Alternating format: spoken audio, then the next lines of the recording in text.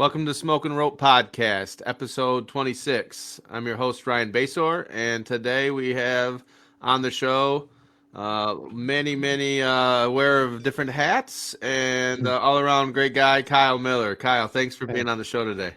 hey, thanks for having me. I really appreciate it. You got it. You got it. Tom Beller over at Real Leaf Solutions. How was the new year? Oh, it's fantastic, man. 2021. It's we're finally out of the weeds, I think, of 2020, and now looking forward to it, man. It's another beautiful day on the farm.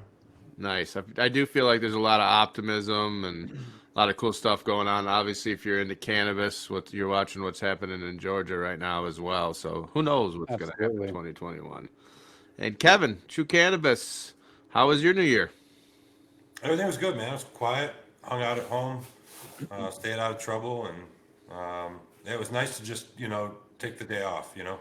Yeah, no kidding. You didn't have to come in on New Year's Day? I came in, but what I mean is that I got off early and I went home and I just relaxed and I didn't That's have to, on holidays and stuff the phone's not blowing up, and that's a lot of times that slows things down. For sure. I hear you. I just started getting up at 6 a.m. and reading a book in the morning, and the phone doesn't go off, and my wife's not asking me questions yet, so it's awesome. But anyways, Kyle Miller, I first kind of met Kyle and started knowing about him through MI Legalize, and Kyle was a big proponent and worker and activist, and I know, Kyle, you did a lot of as far as the helping college students, I believe MSU and different colleges get registered to vote, and Yep. yep, We did a some lot cool of stuff about registration that. drives. Yeah, and that was cool. That was the first time I started meeting you, and then classic story I'll never forget. I got two of them. I always tell my Pat Miles Jr. story, but my other story involves Kyle, and I'll remember it the rest of my life. It's so crazy. It was election night, and we were in the Radisson Hotel for the Prop One MI legalization party, and the Republican Party had their convention across the street at the Lansing Center. So at that point, Prop One had passed. Like, we knew it was passed by like 7 o'clock at night, and it was over and done with. And we knew Bill Schuette had lost at that point too. And for me personally, I had been hitting the Johnny Blue a bit and definitely medicating heavily. And Absolutely. myself, Jeff Hank, and Kyle went up, like I was the sixth or seventh, eighth floor of at the Radisson, and we hit the dab rig pretty heavily, and we're having a good old time. And we just kind of bust out the door, and we literally basically run right into smack dab into Bill Schuette, his wife, and his kids, walking like into their room next door, right as he had decided and conceded that he lost. And I remember like not knowing what to say, and because he definitely knew who all of us were. And then I remember Jeff said something crazy like, Yeah. He said you ran a good race, Bill. Yeah, he starts, Congratulations, congratulations, Bill. Yeah. He goes, congratulations, Bill. And I look at him, and I'm like, and he's like, you run a good race. And then me and Kyle hightailed it out of there because he's still the AG. And so I'll never, ever forget that. That was wild that's the timing and how it happened. So I'm thankful. And then since then, Kyle, like I said, is wearing a lot of hats. He got going with as an associate publisher of Sensi Mag, and also as the membership coordinator of Cannabis Connect, and really got rocking on that. But besides that, he's the director of strategic relations for Meds Cafe, and Redemption Meds Cafe has supported Redemption products really heavily since I've launched. I'm really thankful. Kyle's one of the easiest guys to work with when it comes to a buyer and getting a hold of and making decisions. And I know Real Leaf and obviously Kevin's products through Redemption are all there too. So appreciate that. And then also recently, just outside of Ionia, you'll have to tell us the township, but you're the co-owner of Easton Craft Cultivation, which I hear has got great flower.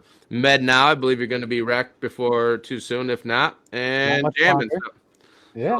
So Kyle, with that, tell us a little bit more about yourself, like how you got going into cannabis and how are you juggling all these balls at once?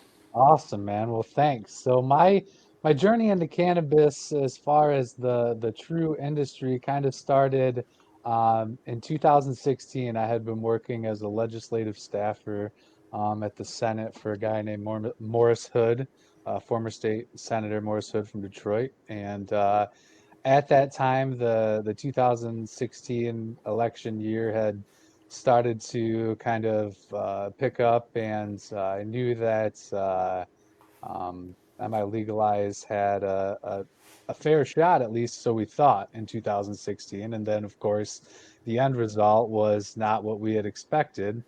And so the first time around, I was, working as a staffer, and so I wasn't as actively involved as I wanted to be. We had a chance for some redemption the second time around in 2018. At that point, I had become pretty close friends with Jeff Hank, and I knew that we were going to hit the ground running January of 17 to really get things going. And so I decided to go ahead and join him and Nick Sattel and Sam Pernick and those guys and try to really get this thing off the ground and get the signatures that we needed to get it on the ballot into for the 18 election. And so I did that for several months, and that was my first time really networking with a lot of people that had really been around for a long time. Everybody has buddies that smoke and have smoked for a long time, but it was my first face to face with, some advocates and people that worked really hard in 2008 to get the initial medical proposal onto the ballot and attempts before that even, and just the long rooted history that cannabis has here in Michigan. And so those 6 or so months that we collected signatures, I really started to feel at home, and I knew that this was something I wanted to try to find my way into one way or another.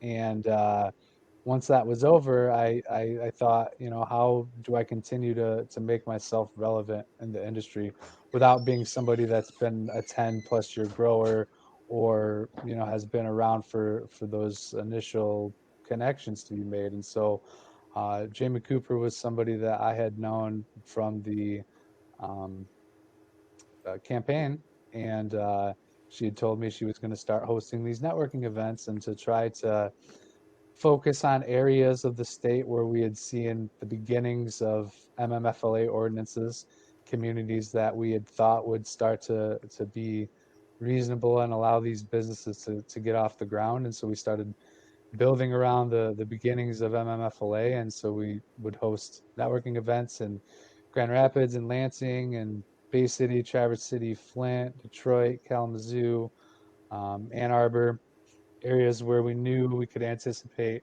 that to build. And over the course of a year or so, these events, which started with, 5, 6, 7 people, had turned into some pretty cool bangers, honestly, man. Like in Detroit and Grand Rapids, especially. It's a Thursday night, and we get together, and 50, 60, 70+ people would show up to these events. And over time, fast forward to now, it's been pretty cool to look back and realize that a lot of those people who have been grinding really hard and trying to make it in their own endeavors, many of them are licensed now and are doing what they have worked so hard to actually put together. And so it's cool to see the web kind of build itself and really connect the dots there. And after building a network kind of across the state, um, with different people in the industry, I started to focus on my hometown, Ionia and Easton Township. That's where Easton Craft comes from, Easton Township, which is just to the west of Ionia. I started to work with some friends from my hometown and family from my hometown, um, and trying to get them to just adopt an ordinance and see what we could make happen. And so City of Ionia jumped on with a pretty open ordinance. Easton Township jumped on with one that's a a little more conservative, but for property reasons and for my partners, Easton turned out to be a really cool spot for us. And so their first medical ordinance actually only allowed for 2 Class A grows, and so we decided to just get our feet wet and in hopes that when they pass rec that they would pass one that allow for like some Class Cs maybe, and then we could expand into that role over time. So it's been cool so far. We just had our third harvest, or we're about to have our third harvest go to market. We're chopping the fourth one in a couple of weeks, and we're just excited to finally be off the ground and to participate in one of the coolest markets in the country. That is very cool. So tell me about the difference now, because you buy obviously, and then Yeah. also now you're selling. So you're seeing the market on both sides. Yep. Yeah, really interesting perspective. And you caught me yesterday when I was wired on caffeine and delirious from not eating, and I talked your ear off about it. So maybe we can talk about it again. But Sure, man. what's that like? I know like you watched to the point where anyone that had flour early on would just could call anybody and it was sold. You know, you're doing people Yeah, favors in some instances, selling them flour from our perspective, and that flipped obviously in the last 2 months, and that's changing too. We can get into that, but so we saw that. Just tell us a little bit about like what it's been like the first 2 or 3 harvests, and then also and the difference between say, 2 3 months ago and what do you see happening right now? sure. Well, you're absolutely right when you mentioned the beginning of the market, how it was almost doing somebody a favor to sell them flour because so few people had an excess of flour. And admittedly, at the beginning of my purchasing at Meds, it was a matter of just finding it. If you could even find the flour, obviously you want it to be good flour too, but at the beginning there, it was just take what you can find, man, and it has obviously changed since then. The market is a lot more plentiful than it was a year ago or 10 months or so, however long it's been. But in terms of switching to the other role with Easton Craft and joining the sales part of it, it's a different market obviously than it would have been 9 or so months ago, but there's some silver lining to it. I think obviously everybody wants to sell $5,000 pounds for the rest of their life if they could, but I think getting into the market right now at a point where it's starting to level out a little bit is good because it keeps us grounded. It keeps us um, open in terms of knowing what to expect and not. I think some of these guys maybe jumped into a million Class Cs and thought that they'd make $4,000 a pound for the next 4 years or something, and financially, it's might not be the best the best look in a couple months. So we've been pretty conservative financially with our build out. We were able to get in at a really good price in terms of everything that we've spent to get to operation, and we're excited to be in a position that we think we can take advantage of. Very cool, very cool. I hear you got great flour too. Thanks, man. I appreciate it. I hope to get some over at Botanical up in Tawas and in Lansing real soon. Yep, I'm looking forward to that. I'm looking forward to come checking it out next week too. Yeah, yep, that'll be fun. I can't wait. Hey Kyle, this is Kevin over at Truu Cannabis. I know we haven't formally had a chance to meet, but I've heard about you for a while from Ryan and Likewise. the other guys, and they say you're a real good guy and a righteous dude. So I look forward to meeting you here in the near future. About the market and the way things have gone. Sure. When I was out in Colorado, we saw for probably 4 or 5 years a real steady high price on flour before we started to see that decline and starting to have that leveling out period. It's Mhm. obviously been expedited here in Michigan. Sure. I kind of wonder what the factors are that have played a part in that. I don't know that we have a ton of growers up and running. So I don't know that that there's more flower than demand. I'm kind of feeling like, it might have a lot more to do with the black market in Michigan Yeah, compared to Colorado. And I just I think wonder you're right. what you think your thoughts are on how it moves forward. Do you think it's gonna fluctuate quite a bit, or do you think we're already to that leveling off period where it's probably gonna stay consistently at this price? Sure. Okay. So in terms of Colorado, I think one of the reasons that it stayed as high as it did for as long as it did was just the fact that they were a pioneer state, and so there was so much interest from so many outside travelers, everybody going to Colorado instead of having an option of 10 or 11 plus rec states like they do nowadays. So I think that that's likely one of the reasons it stayed high for as long as it did. And I think in Michigan, we have a lot of true OGs to the weed game, people that have been growing as caregivers since 2008. And so they're used to a specific level of quality. Not that there isn't a long established root of, cultural cannabis culture in Oregon and in Colorado and stuff, but Michigan's caregiver system is unlike anything else. Where else can you cultivate 72 plants at your house without much, without much say from authorities? I mean, obviously there are certain situations where, in the past the law has been more clarified over the past decade, but I think that Michigan's I don't know if we're necessarily to the point where it's going to stay, low like this. I think there will likely be some fluctuation, especially when, like, for example, the city of Detroit finally officially goes recreational. And you get to the point where within a month or 6 week period, you have 100 plus stores in Detroit going recreational overnight.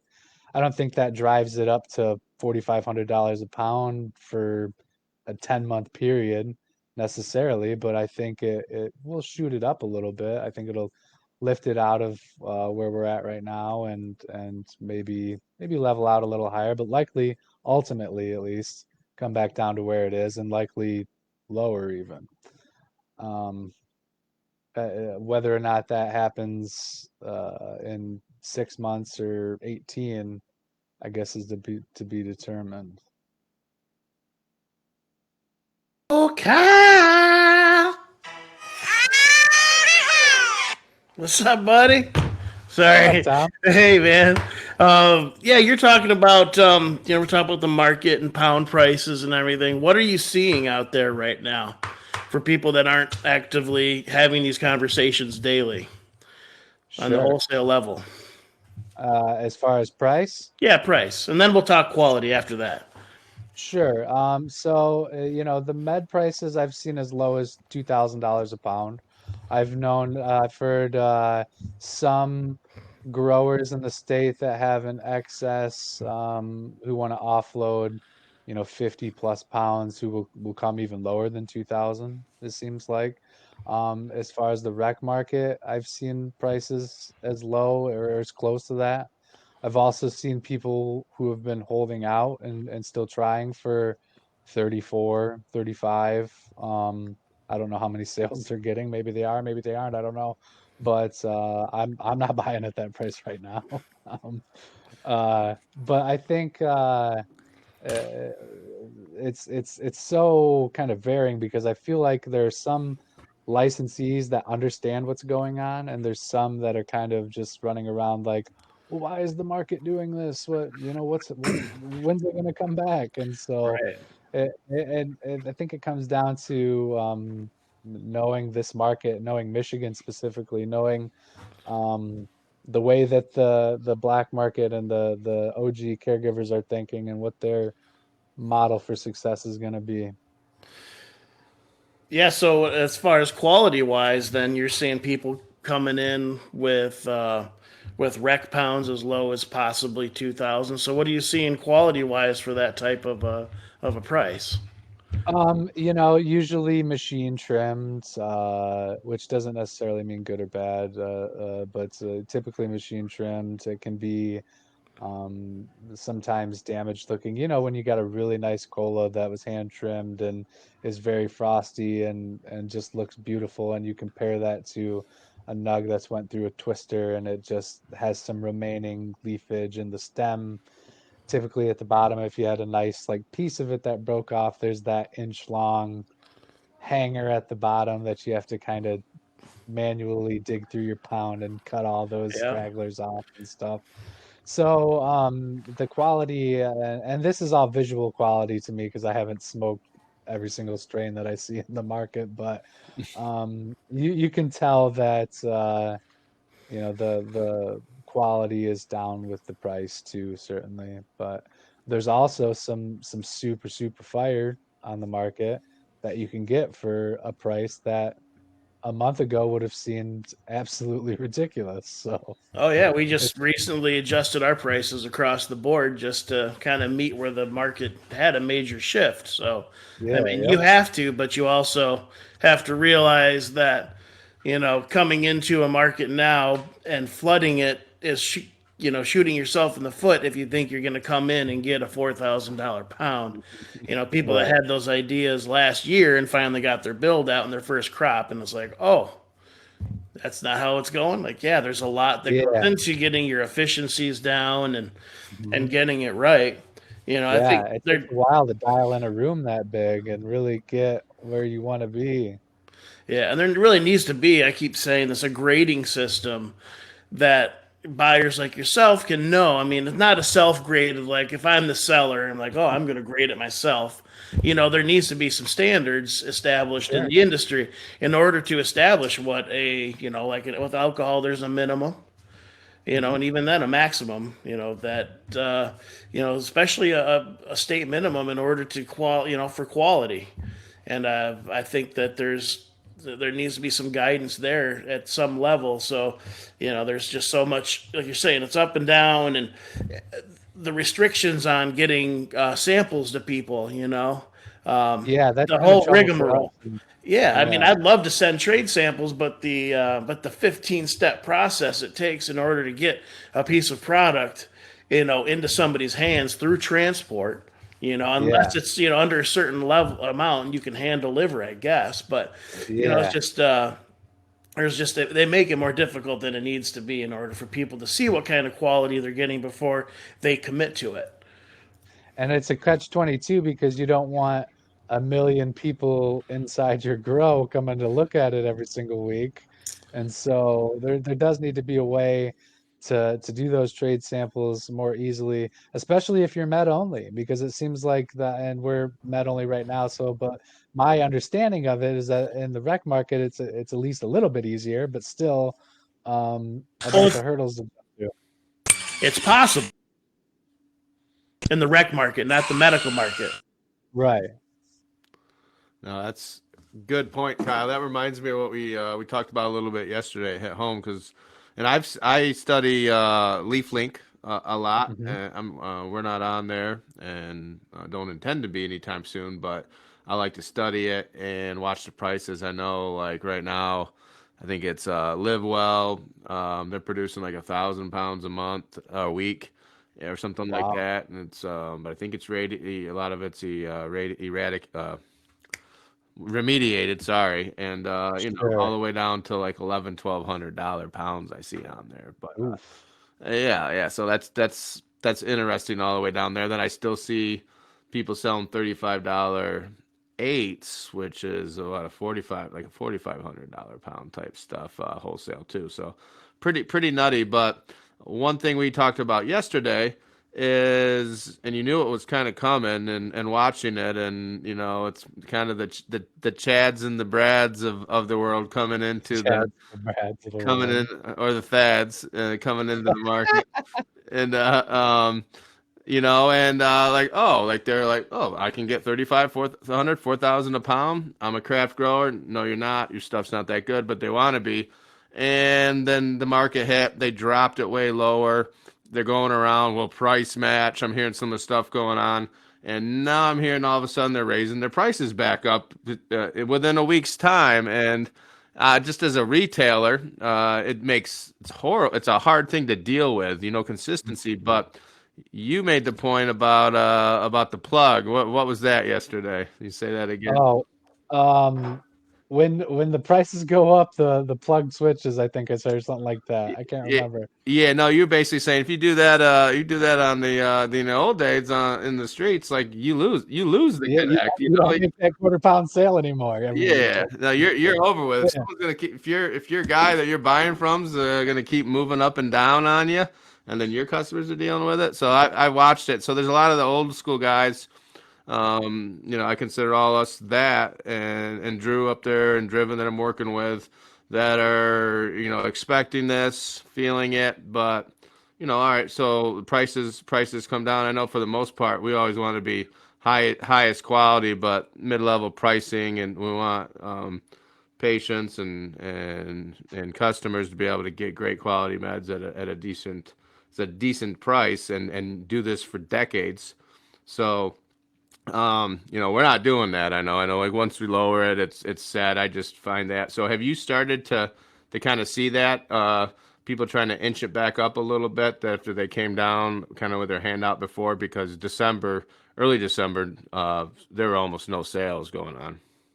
right. Yeah, I have seen. It seems like people that had dropped it all the way down to their maximum have kind of crept up a little bit, and I'm not here to name names or bash any companies, but LeafLink is public eye, if you have an Yep. account, you get on there and you can see it and you can watch it every single day. And one day it's maybe 22 and then it's 24 and then all of a sudden we're back to 28 to 3, and I haven't seen anybody really that was down at 2 flat come all the way up to 3. Maybe they have. I guess maybe I haven't paid attention enough, but they're creeping back at it for sure. It's the time of testing relationships, for people that have been doing it for at least in the regulated market for the past couple of years, developing those relationships as a grower. For me, that we have always decided that we were not going to chase those maximum prices that we possibly could, knowing that the day of reckoning will come where we're going to have to come back and turn around and say, hey, you know, uh, you know, we know that we kind of gouged you in the front end, but we still want to keep this relationship. People remember that kind of stuff. Right. So now those relationships are being tested. One thing I'm personally seeing is that those relationships, they don't always pan out the way that you hope in the beginning and develop for like a year and a half. Sometimes they're not the two-sided relationship that you would hope for, but but this is the time that to figure that kind of stuff out. Like shelf space is now a premium. Just having flower doesn't mean you're going to sell it. So I mean, quality does get you pretty far, but at the at the end of the day, it's really the relationships that you've maintained, and 100%.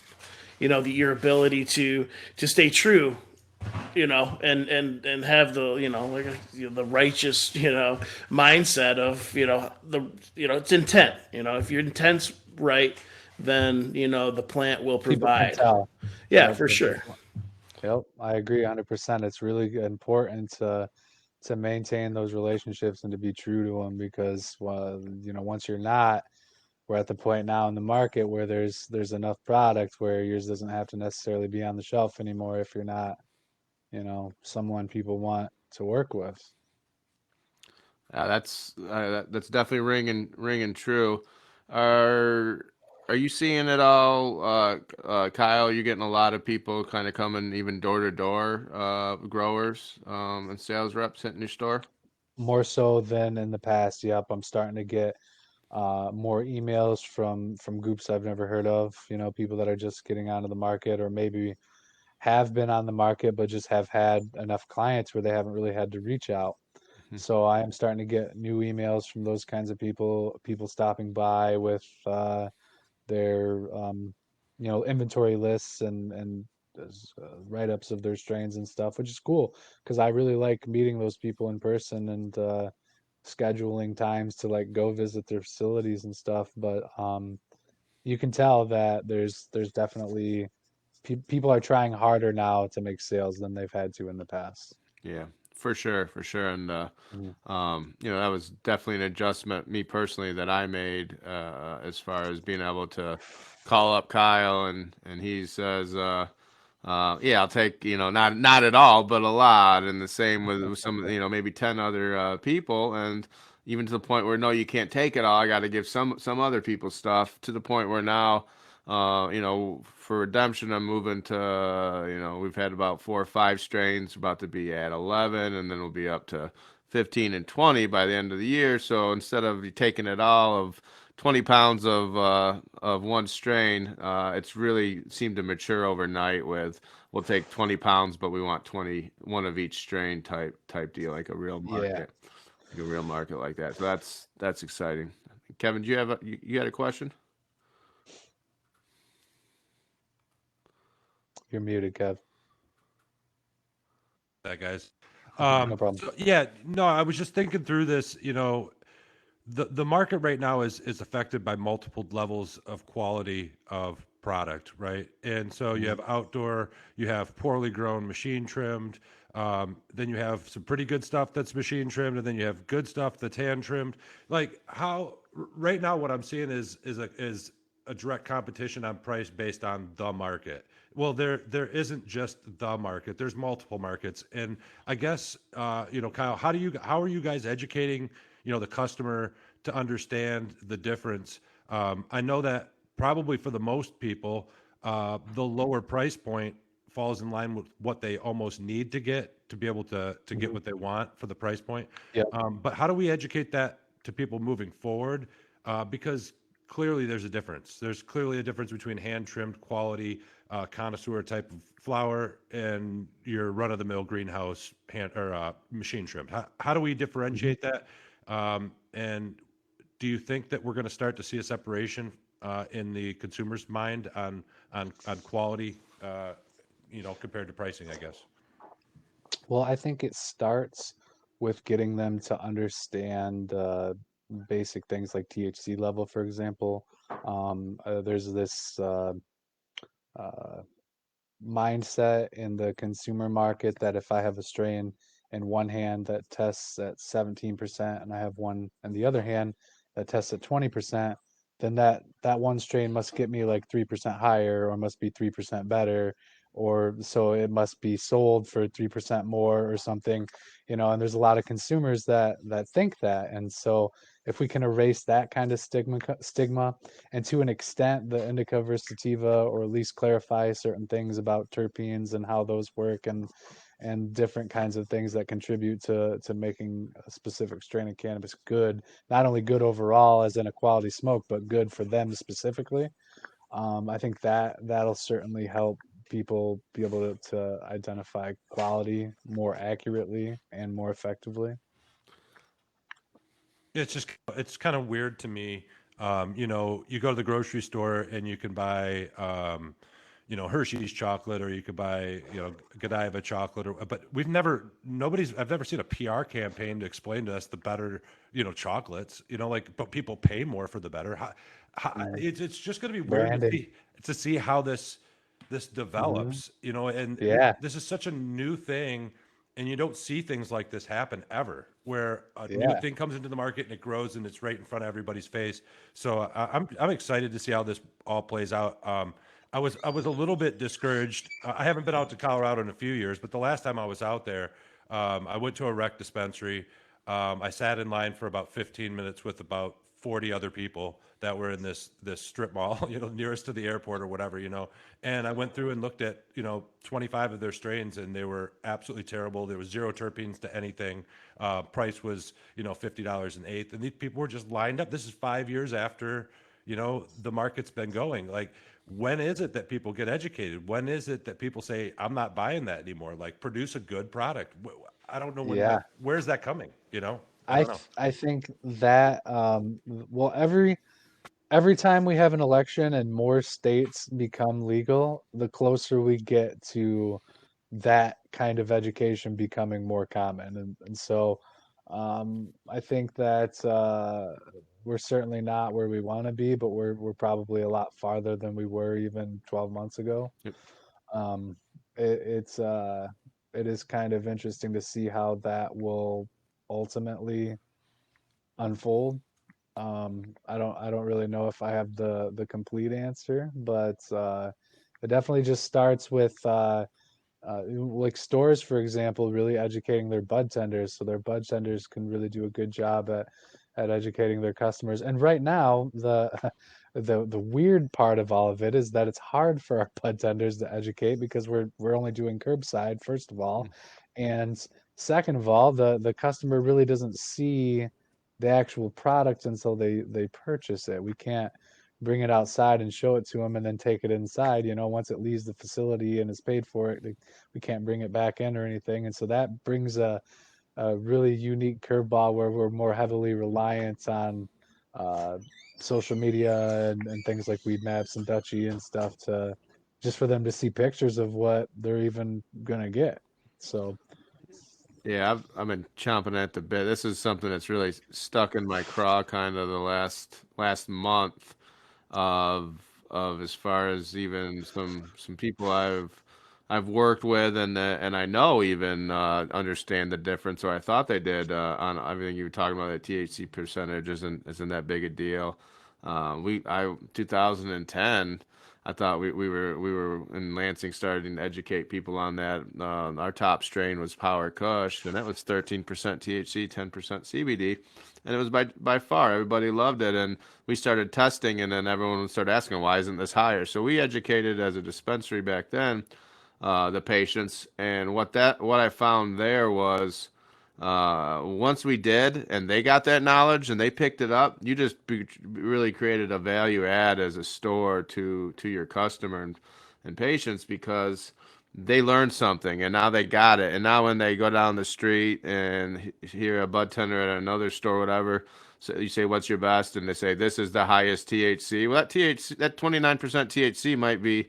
It might be remediated. It's all dried out and it tastes nasty. It doesn't do anything for you. So it's crazy to me that a decade later we're feel like we're doing this over again. But from a store standpoint, especially when like say Meds Cafe's back to doing it in person, I look at it as a huge opportunity to provide a value add to the people coming in that a lot of these stores and a lot of new people aren't, because I'm dealing with buyers that'll be like, I need a top shelf. What is your THC percentage? I'm like, really? That's what you're going by? You don't want to see the flower, smell it, taste it. So anyways, I think it's going to happen slowly, but you guys are right. It's going to happen at the It's going to happen from the bud tender to consumer level, and that's really our jobs as well to help. I think to help those stores do that.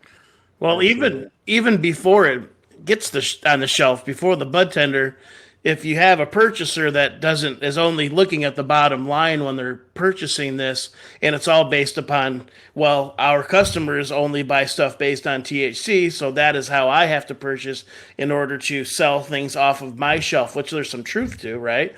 But there's if some, but especially but there's now, a more so than in the past.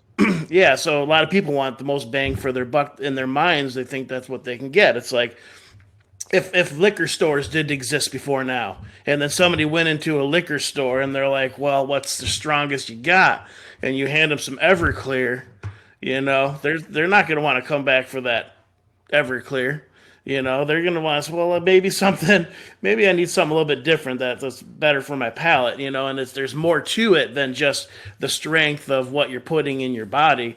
But, if there's a lot of purchasing based upon THC, I mean, it becomes a vicious circle. And right, everyone needs to become educated over time by bud tenders educating people and just the general public. It's going to take time for that whole mentality to kind of evolve. And you're going to have people that want Bud Light. Sure. There are people that are going to want, they're going to purchase based upon what they can afford or what they like. You have people that have a taste for craft, and it'll come through, and there'll be space on the shelf for all kinds of different types of flower. But right now, we're still in this war of it's all pricing and THC and we need to get to that point where there's some kind of level, and we're like, all right, now we can have a conversation, and you could try this, use your nose. Your nose will tell you what's good for you, that your body craves these terpenes, and if this smells good to you, most likely it's probably what your body craves. There's so much to it, but yeah, it's just going to take time, man. I mean, this is a huge industry, and for the general public is new to them. So there's yeah, it's a quandary. It is a quandary for sure.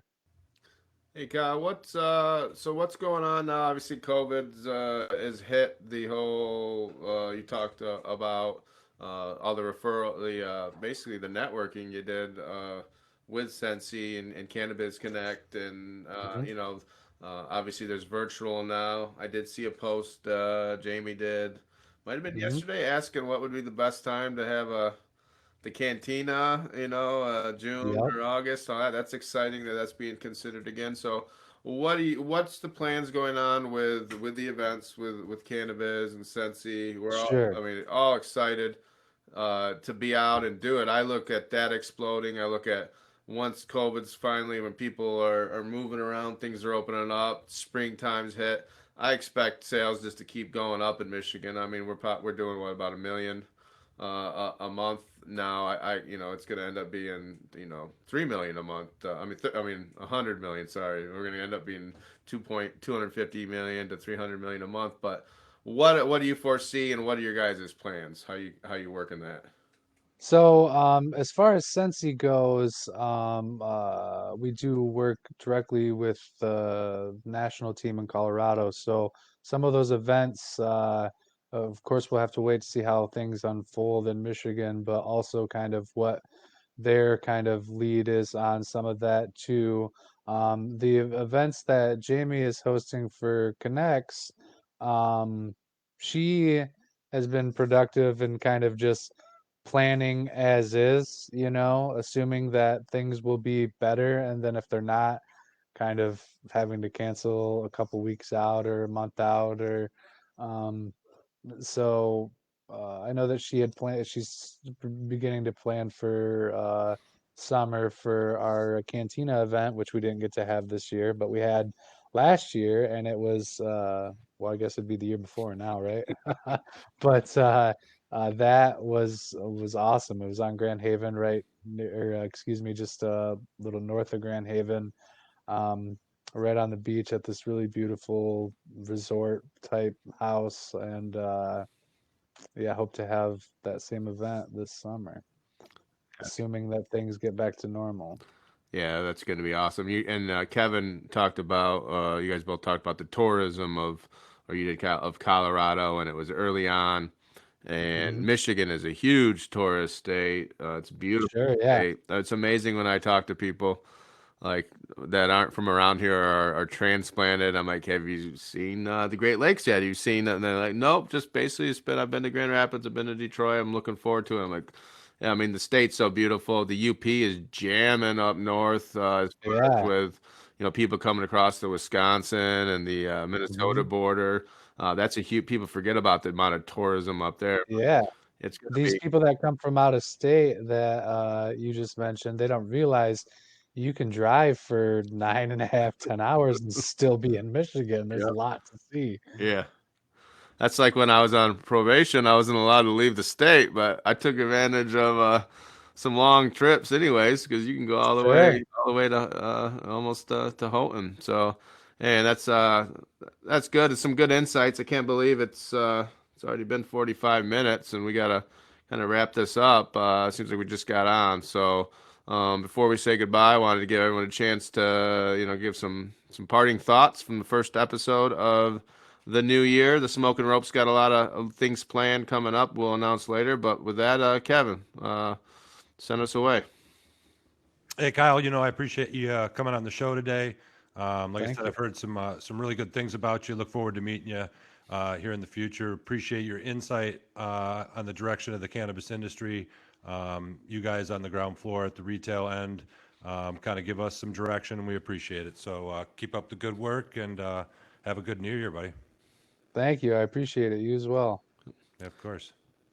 Tom. Yeah, as always, Kyle, man, it's so good to see you and talk to you. And, we could do this for hours and hours on end, of course. But I look forward to when we can do it in person. So Yeah, 2021, man, absolutely. this is the year that we're going to let the animals out of their cages and we're going to have some fun, I hope. Yeah, I hope so. And Kyle, any parting thoughts or words of wisdom you'd like to tell the audience?